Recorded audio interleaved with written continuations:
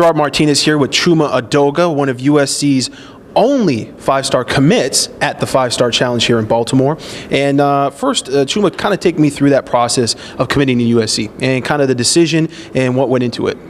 At first, me and my mom, we narrowed it down to like about 3 schools, pretty much USC, Stanford, UGA, and then we just like looked at like the different academics if they had my major, and then we took visits like I think we went to all the schools in April, so I could make my decision by the end of April.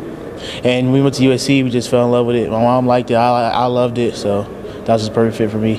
And you kind of went back and forth on that decision because you were thinking about, am I going to commit in May or maybe I'm not going to commit in May? And you took a bunch of different visits. But that process of taking visits, I mean, do you go after the visits, sit down with mom and, have a big whiteboard and go through pros and cons? Like, take us through kind of behind the scenes of starting to narrow it down and kind of feeling, what you were comfortable with. Yeah, well, my mom likes to be like real organized and stuff. So we keep a folder after every visit we get a sheet of paper, write a line and a half, you write the pros and the cons of like what we liked about the school. And like with USC, there was just more pros and cons. So now with committing to USC, kind of take us, what is life like after committing to USC when you live in the SEC, and you got a lot of people out there that probably want to see you play closer to home, and a lot of big-time SEC schools that you could have gone to, a lot of offers in that neck of the woods. Yeah, people always bugging me, talking about, you don't want to play in the SEC, why don't you come to SEC, come to UGA, Bama, Auburn, schools like that. But, I'm really confident in the choice I pick and picking USC. I really love it, love all the coaching and stuff like that, so pretty set on that. Now going forward as a commit, you're a guy that went straight to Twitter right away and was like, all right, come join me at USC. You're tweeting a bunch of guys and telling them, hey, you want to go, come with me to USC, we're going to have a great class. Putting on that hat of a recruiter, kind of how do you look at that? What's kind of the way you take it, and when you talk to other guys just about your decision and trying to get them on board? I mean, how do you feel about that? Do you feel like you're, hey, I want to be outward, I want to get out there and talk to everybody, or is it a little bit more like, okay, I'm going to be reserved, and if they ask me why I committed to USC, I'll tell them?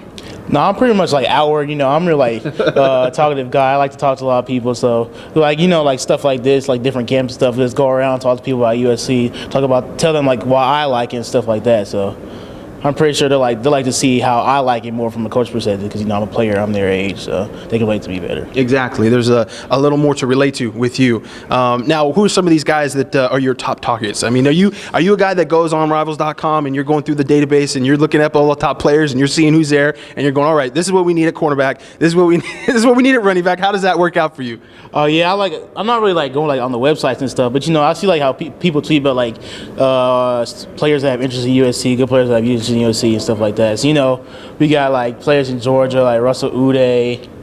I'm still trying to get Taj to flip from Oregon. A couple teammates like TJ Rombing, Tyler Woodley.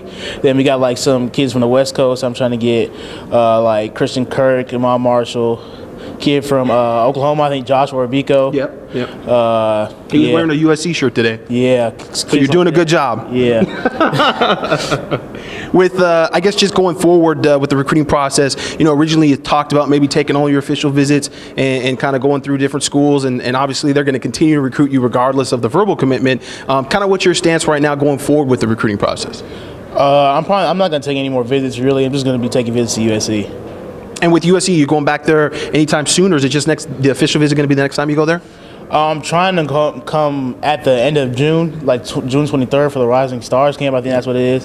And then after that, I'll come for another official. Now, you're actually going to be an early enrollee, and that's, there's a few kids that are committed to USC that are going to be early enrollees. Why is that important to you? Kind of what went into that decision of wanting to get in there and being a mid-year graduate? Because, you want to have fun in high school, but if you want to like start your life early and stuff like that, that's how I felt. I didn't want to be wasting my time in high school taking like pointless classes when I knew I could start my time in college and get my life started. Awesome. Gerard Martinez here with Chuma Edoga. For more from Chuma at the 5-Star Challenge in Baltimore, stay tuned to USCfootball.com.